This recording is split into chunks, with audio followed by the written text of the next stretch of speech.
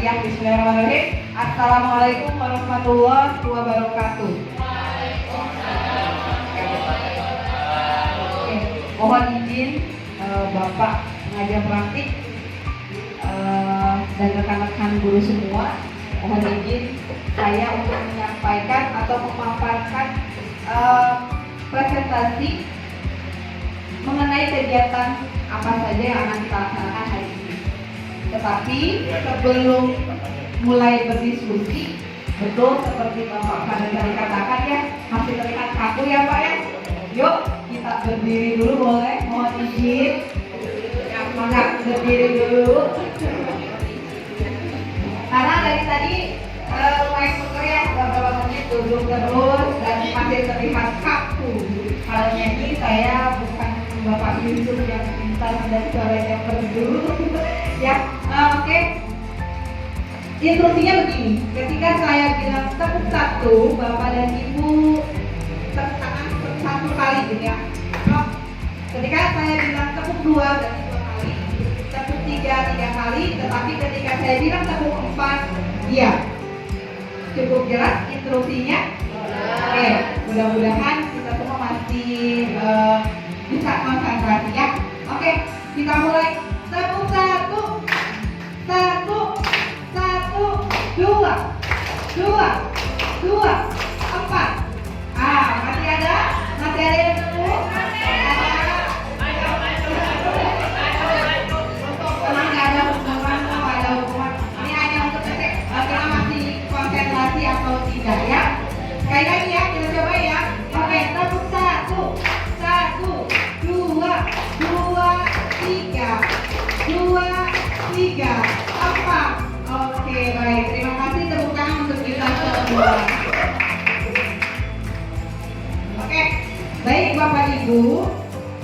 Tujuan kita, kegiatan kita hari ini, yaitu ini penyelarasan visi dan prakarsa perubahan sekolah di SMP Negeri 2 Louis Hadeng sebagai salah satu untuk memenuhi tugas saya sebagai calon guru penggerak ya. Oke. Setelah saya kurang lebih hampir mau 2 bulan mengikuti calon guru penggerak ini, sudah cukup banyak ilmu dan wawasan yang saya dapatkan Bapak Ibu ya, mulai dari modul 1.1 sampai dengan sekarang yaitu modul 1.4. Di antaranya yang saya dapatkan di sini, saya paham betul Bapak Ibu ya, bahwa kita sebagai seorang pendidik itu harus menjadi contoh atau teladan bagi anak didiknya sesuai dengan filosofi Ki Hajar Dewantara. Yang seperti apa? Yaitu pendidikan yang bertujuan untuk menuntun, bukan menuntut. Ya, garis bawahi di sini ada kata menuntun. Jadi pendidikan itu bertujuan untuk menuntun segala kodrat yang ada pada anak, yaitu mengikuti kodrat alam dan kodrat zaman. Nah, agar kita dapat memberikan pendidikan yang menuntun itu, maka seorang pendidik harus memahami dengan sepenuh hati dimensi-dimensi yang terdapat pada profil pelajar Pancasila. Mungkin di sini Bapak Ibu guru sudah tahu betul apa itu dimensi profil pelajar Pancasila. Salah satunya apa? Bernalar kritis. Ada lagi? Bergotong royong, kreatif, ya. Nah, ini Bapak Ibu, dimensi profil pelajar Pancasila. Yang pertama yaitu beriman dan bertakwa kepada Tuhan Yang Maha Esa. Yang kedua yaitu berkebinekaan global. Yang ketiga gotong royong. Yang keempat mandiri. Yang kelima bernalar kritis. Dan yang keenam kreatif. Ya. Oke. Nah, profil pelajar Pancasila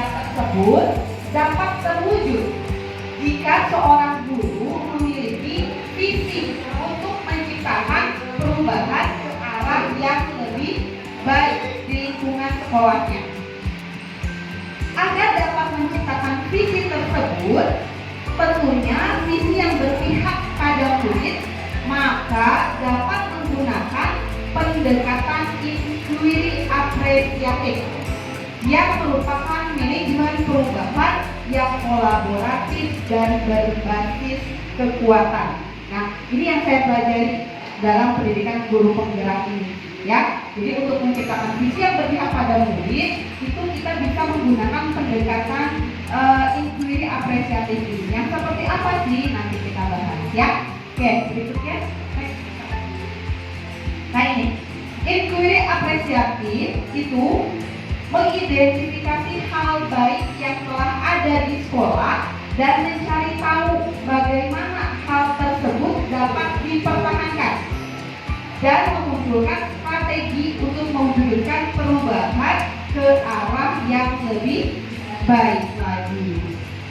Oke, adapun metode yang bisa diterapkan dari penerapan inquiry apresiatif tadi, yaitu ada yang disebut dengan kanvas Bagja. Bagja itu apa? Ini singkatan, ya. Dengan D-nya itu buat pertanyaan utama, A-nya ambil pelajaran, G-nya gali mimpi, J-nya jabarkan rencana, dan A-nya atur eksekusi. Ya, nanti kita lihat bagaimana penerapan Bagja ini. Oke, next.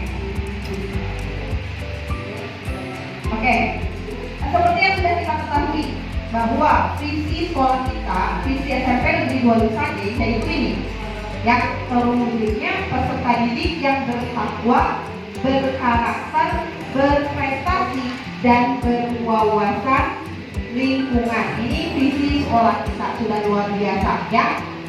Nah, Bapak Ibu, nah di sini kita akan berdiskusi menentukan tadi visi yang mana tujuannya untuk meningkatkan kita atau merubah dari arah menjadi ke arah yang lebih baik, ya. Nah, sebelum berdiskusi mengenai penentuan visi tadi, ada di sini kalimat rangkum, ya, kalimat tumpang dengan tema cita-cita murid. Dengan tema cita-cita murid. Nah, di sini Bapak Ibu akan saya bagikan, silakan diisi dari kalimat-kalimat yang belum selesai ini. Mimpi yang pertama, contohnya kita memimpikan murid yang memimpikan murid yang seperti apa Bapak Ibu begitu. Silakan tuliskan secara bebas, ya, di sini. Lalu nanti boleh langsung ditempel di ke depan. Ya, Bapak Ibu saya bagikan.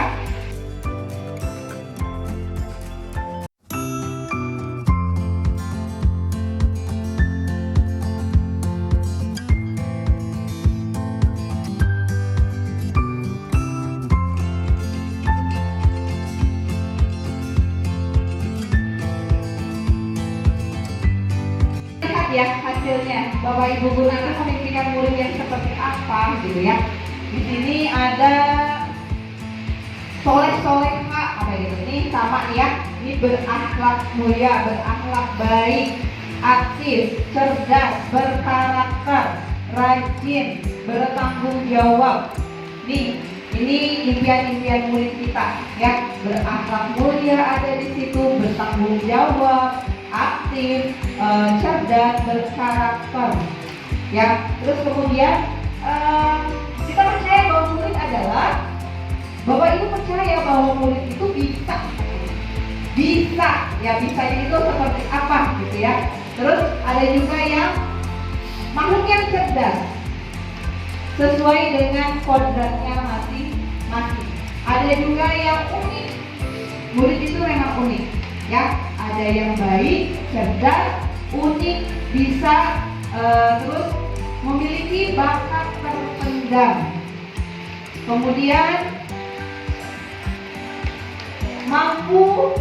mempunyai kelebihan masing-masing, ya. Jadi intinya bahwa kita itu percaya murid itu unik, berbeda-beda, mempunyai kemampuan yang berbeda-beda sesuai kodratnya masing-masing. Oke. Baik, yang ketiga, di sekolah kita mengutamakan ada yang budi pekerti dan toleransi antar warga sekolah. Ya, terus mengutamakan kedisiplinan, mengutamakan kesetaraan. Ada juga yang mengutamakan peraturan sekolah. Itu kondisi di sekolah kita. Dari kalimat-kalimat ini, Bapak Ibu, kita bisa melihat visi yang seperti apa yang kita inginkan, gitu ya. Apakah sudah selaras dengan visi sekolah yang ada, gitu ya. Visi sekolah ini apakah sudah berpihak kepada murid, sudah mencerminkan apa dari yang Bapak Ibu inginkan, Bapak Ibu impikan, ya. Oke, baik. Next. Oke, baik. Bapak Ibu, inilah visi saya sebagai guru penggerak. Visi saya sebagai guru penggerak. Di sini terwujudnya ekosistem pembelajaran yang berlandaskan nilai-nilai profil pelajar Pancasila. Ya, jadi saya mengharapkan saya mempunyai tujuan membuat sekolah ini menjadi lingkungan belajar yang aman, nyaman, ramah untuk anak. Terus segala proses, segala kegiatan yang ada di sekolah ini tentunya memiliki tujuan satu, yaitu keberpihakan terhadap murid. Itu yang utama, Bapak Ibu. Ya. Oke, adapun dari visi guru penggerak saya ini, saya akan melakukan prakarsa perubahan, ya, yang insya Allah. Nah ini prakarsa perubahan yang akan saya buat, menciptakan pembelajaran matematika yang kreatif, asik, dan menyenangkan. Seperti yang sudah Bapak Ibu ketahui, ya, mindset anak terhadap pembelajaran matematika itu seperti apa, ya. Jadi sebelum belajar pun anak-anak sudah beranggapan, wah, matematika ini sulit, dia pusing, gitu ya. Jadi saya ingin merubah mindset itu dengan melaksanakan prakarsa perubahan ini, ya, menciptakan pembelajaran yang kreatif, yang asik dan menyenangkan. Insya Allah ketika proses pembelajaran itu asik dan menyenangkan, anak pun bisa mengikuti proses pembelajarannya dengan baik, dapat memotivasi anak untuk mengikuti pembelajaran matematika dengan baik. Ya, yang tadinya tidak suka, insya Allah saya ingin membuat seluruh peserta didik saya dapat menikmati proses belajar matematika dengan saya. Ya, dan ini mudah-mudahan bisa menjadi motivasi untuk Bapak Ibu yang lainnya. Yang ini prakarsa perubahan yang akan saya lakukan dan sudah sedikit demi sedikit saya lakukan, ya. Oke, berikutnya Pak. Nah ini tadi kan ada kata bagja, ya Bapak Ibu, ya. Bagja, bahagia katanya gitu, ya. Bagja, bahagia. Nah, dari prakarsa perubahan tadi kita susun kanvas bagiannya. Jadi ketika kita mempunyai prakarsa perubahan, kita bingung harus ngapain dulu, gitu. Mulai dari apa dulu untuk menciptakan prakarsa perubahan tadi. Yaitu ini dengan kanvas bagian ini. Yang pertama, Baby tadi buat pertanyaan utama. Di sini saya menyusun pertanyaannya itu bagaimana agar siswa tertarik dulu untuk mempelajari matematika. Nah, kemudian saya susun tindakannya atau penyelidikannya. Yang pertama, saya akan berusaha melakukan pembelajaran yang variatif. Kemudian saya juga akan berusaha mengaitkan pelajaran matematika dengan kehidupan sehari-hari. Jadi jangan sampai anak itu kan kadang gini, anak itu berpikir buat apa sih Bu belajar ini, gitu ya. manfaatnya buat apa sih Bu, kepake enggak gitu. Ada aja mungkin anak yang berpikir seperti itu. Jadi saya akan berusaha gitu untuk mengaitkan mata pelajaran matematika ini dengan kehidupan sehari-hari. Kemudian tindakan berikutnya yaitu saya akan memberikan apresiasi pada siswa yang sudah berani percaya diri menyampaikan hasil pembelajarannya di depan. Bapak Ibu, apresiasi itu tidak melulu berupa pemberian barang gitu ya, seperti itu. Cukup kita dengan memberikan umpan balik, cukup kita dengan memberikan respon yang baik kepada anak, itu sudah cukup ya. Oke, next Pak. Itu B-nya ya Bapak Ibu. Kemudian A-nya ambil pelajaran. Di sini kita juga harus merumuskan pertanyaan-pertanyaan berikutnya. Setelah tadi pertanyaan utama, kita sekarang ambil pelajarannya. Apa? Saya sudah merumuskan di sini. Bagaimana cara memotivasi siswa dalam pembelajaran matematika. Kemudian, hal apa yang mudah siswa ingat dalam setiap materi matematika. Dan terakhir pertanyaannya yaitu kegiatan apa yang asik dalam pembelajaran matematika. Ya, dari pertanyaan-pertanyaan berikut saya susun tindakannya atau penyelidikannya. Yang pertama, melakukan ice breaking di setiap pembelajaran. Ya, mungkin Bapak Ibu kalau lewat kelas saya sesekali ada anak-anak sedang nyanyi atau anak-anak dibawa untuk tertawa melakukan ice breaking oleh saya. Nah, itu salah satu tindakan saya untuk menciptakan tadi prakasa perubahan yang saya lakukan. Ya, saya dapat teguran Bapak kemarin dari salah satu guru katanya. Wah, sejak kapan Bu Rita suka nyanyi katanya? Karena kebetulan pas guru tersebut lewat kelas saya sedang nyanyi, walaupun nyanyinya nggak tahu ya bener enggaknya ya. Yang penting tujuan saya tadi untuk meningkatkan motivasi siswanya dulu, memberikan semangat kepada siswanya dulu. Oke, berikutnya tindakan saya yaitu meminta siswa menyampaikan pendapat tentang apa yang siswa sukai dalam mata pelajaran matematika.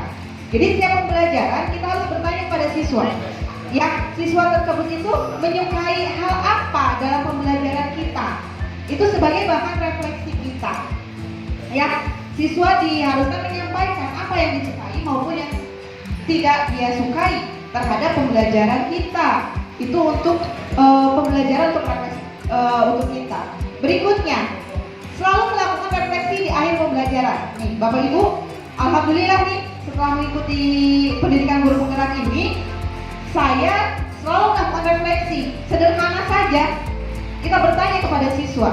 Oke anak-anak, misalkan ya, bagaimana perasaan kalian setelah belajar dengan ibu hari ini gitu. Ya, yang simpel-simpel dulu aja. Nanti dengan sendirinya, nggak apa-apa, biarkan anak jujur. Ya, ketika ada anak yang bicara misalkan Bu ngantuk gitu ya, nggak apa-apa, terima dulu aja. Itu kan sebagai bahan refleksi untuk kita nanti. Ya, jadi jangan ketika ada anak yang bilang ngantuk, kita langsung hukum gitu ya. Kenapa kok bisa ngantuk gitu? Ya, itu. Berikutnya, mendorong siswa untuk tidak putus asa mencari penyelesaian dari setiap masalah. Jadi mendorong siswa untuk tidak putus asa. Saya dalam setiap pembelajaran selalu bilang gini, anak-anak ini yang buat soal, mereka sudah pasti menyiapkan jawabannya. Ya, jadi pasti dari setiap permasalahan itu sudah pasti ada penyelesaian. Gitu. Oke, berikutnya Pak. Ini baru B, A, sekarang Bagja. Oke, gali mimpi. Ya, di gali mimpi pun sama. Saya merumuskan pertanyaan-pertanyaannya dulu. Di sini diantaranya, bagaimana menjadikan pelajaran matematika yang dinantikan oleh siswa.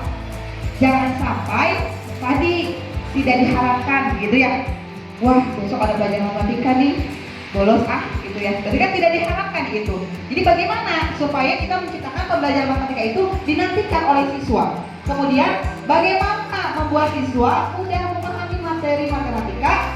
Kemudian bagaimana mendorong siswa untuk berprestasi di bidang matematika. Nah, dari pertanyaan-pertanyaan ini saya susun tindakan atau penyelidikannya. Yang pertama, menjadi sosok guru yang baik hati, ceria, dan menyenangkan. Itu dulu Bapak Ibu. Ya, Kita harus baik hati dulu, kita harus ceria dulu di depan anak, ya, harus menyenangkan dulu untuk menarik siswa untuk mau bersemangat belajar matematika. Oke, berikutnya, berkolaborasi dengan rekan sesama guru matematika dalam merancang, melaksanakan, dan mengevaluasi pembelajaran matematika yang asik dan menyenangkan. Perlunya kolaborasi. Kita manusia tentunya tidak sempurna, maka diperlukannya kolaborasi antar teman. Dari kolaborasi itu kita bisa berbagi praktik-praktik baiknya. Ya, mungkin Bapak Ibu sudah jauh mengetahui tentang ini, saya belum berbagi. Ya, saling berbagi. Berikutnya, memberikan semangat, motivasi, dan memfasilitasi siswa untuk berprestasi, baik tingkat sekolah, kecamatan, kabupaten, provinsi, bahkan nasional dalam bidang matematika. Nah, kita sebagai guru harus memfasilitasi itu, memotivasi, mendukung siswa untuk berprestasi, mengikuti ajang-ajang perlombaan dalam bidang matematika. Ya, masalah hasil itu urusan hati, Bu. Ya, kita motivasi siswa. Ya, oke, berikutnya. J, jabarkan rencana. Setelah tadi gali mimpi, sekarang kita jabarkan rencana. Pertanyaan yang saya susun di sini, bagaimana pelaksanaan pembelajaran matematika yang asik dan menyenangkan itu? Ya, dari pertanyaan ini saya susun merancang dan membuat modul pembelajaran yang aktif dan variatif. Kemudian berkolaborasi dengan guru matematika, dan yang terakhir mencari inovasi pembelajaran matematika yang asik dan menyenangkan dari berbagai sumber. Kalau boleh jujur Bapak Ibu, setelah saya mengikuti pendidikan guru penggerak ini, kalau besok mau ngajar, saya malamnya mikir, besok mau ngapain ya di kelas gitu. Besok mau gimana ya di kelas supaya anak itu bahagia, supaya anak itu senang. Minimal menikmati prosesnya aja dulu. Minimal menikmati dulu belajar dengan saya. Betul Bapak Ibu, ini terjadi loh. Jadi benar-benar memotivasi banget gitu, ikut CGP ini. Benar-benar berpikir, saya besok ngapain ya, bawa apa ya, harus gimana ya, gitu ya. Sampai browsing, insya Allah sumber mah banyak Bapak Ibu di zaman sekarang. Ya, kita bisa memanfaatkan berbagai sumber untuk kita manfaatkan dalam proses pembelajaran. Oke, berikutnya yang terakhir, Pak. Oke, yang terakhir, atur eksekusi. Nah, eksekusinya seperti apa? Ya, pertanyaan yang saya susun di sini, bagaimana dapat terlaksananya pembelajaran matematika yang asik dan menyenangkan? Siapa yang terlibat dalam pembelajaran tersebut? Kemudian siapa yang memonitoring kegiatan pembelajaran tersebut dan bagaimana evaluasinya? Ya, adapun tindakannya, pertama, setiap pertemuan pembelajaran menggunakan metode yang bervariasi, asik dan menyenangkan. Yang kedua, memaksimalkan pemanfaatan ilmu teknologi dan lingkungan sekitar dalam pembelajaran. Manfaatkan Bapak Ibu. Insya Allah anak-anak bisa. Kemarin saya coba praktikan Pak. Ya, saya coba praktikan ketika pembelajaran matematika itu saya menugaskan anak menyelesaikan masalah, tidak cukup dituangkan dalam kertas. Saya memberikan kebebasan kepada anak. Silakan anak-anak kalian cari masalah yang berkaitan dengan materi yang sedang saya ajarkan, boleh dalam kehidupan sehari-hari yang kalian amati, atau boleh kalian melihat dari modul. Nah, penyelesaiannya itu silakan kalian tuangkan dalam sebuah komik kah, dalam sebuah cerpen kah, dalam sebuah drama kah. Awalnya anak-anak bingung, emang ada Bu komik matematika, emang ada Bu cerpen matematika, katanya, emang ada Bu drama matematika. Jadi bukan cuma pelajaran bahasa saja yang bisa membuat drama, bukan cuma pelajaran bahasa saja yang bisa membuat cerpen. Ya, matematika juga bisa dituangkan dalam bentuk komik, cerpen, drama. Dan hasilnya tanpa saya ini bayangkan, anak-anak bisa Pak, luar biasa. Dengan tadi memanfaatkan ilmu teknologinya, mereka menggunakan Canva untuk membuat komik itu kan dengan mudah, sangat mudah sekarang. Bahkan saya gini ke anak, ketika kalian tidak ada handphone, tidak ada fasilitas untuk menggunakan Canva, Kalian kreatif bisa untuk menggambar, silahkan gunakan kertas karton, menggambar komik, membuat sebuah cerpen yang berhubungan dengan masalah materi matematika ini. Alhamdulillah sudah berjalan, hasilnya pun alhamdulillah ya untuk awal. Oke, kemudian, nah siapa sih yang terlibat? Yang terlibat di sini semua warga sekolah, termasuk orang tua. Ya, di sini ada kepala sekolah, guru, siswa, dan wali murid terlibat aktif dalam pembelajaran sesuai dengan perannya. Ya, bagaimana orang tua? Ya kita usahakan komunikasi baik dengan orang tua. Ya, komunikasikan apa yang akan kita kerjakan dalam proses pembelajaran tersebut. Sehingga ketika anak di rumah sedang mengerjakan apa, orang tua paham, oh ini tugas dari sekolahnya, gitu ya. Oke, baik. Nah, bagaimana evaluasinya? Evaluasinya yaitu dengan melakukan refleksi dan kolaborasi dengan sesama guru mata pelajaran matematika terkait pembelajaran sebagai bahan evaluasi. Jadi kembali lagi tadi, ya evaluasinya kita dari mana sih? Dari refleksi tadi, refleksi anak-anak tadi, curahkan hati anak-anak tadi, bagaimana perasaan mereka setelah belajar dengan kita. Itu penting sekali Bapak Ibu kita ketahui sebagai bahan evaluasi. Ya, bagaimana kita mau menciptakan prakarsa perubahan kalau kita nggak tahu kebutuhan anak itu apa, kemauan anak itu apa, keinginan anak itu apa. Jadi kita wajib mengetahui perasaan anak hari ini bagaimana, ya. Oke. Berikutnya. Baik, Bapak Ibu, itu paparan prakarsa visi dan prakarsa perubahan yang insya Allah akan coba saya lakukan di sini ya. Semoga menginspirasi semuanya. Masya Allah kita terbentur waktu ini. Kalau waktunya luas bisa dengan lama kita berbagi ya. Insya Allah CGP itu asik, CGP itu menyenangkan.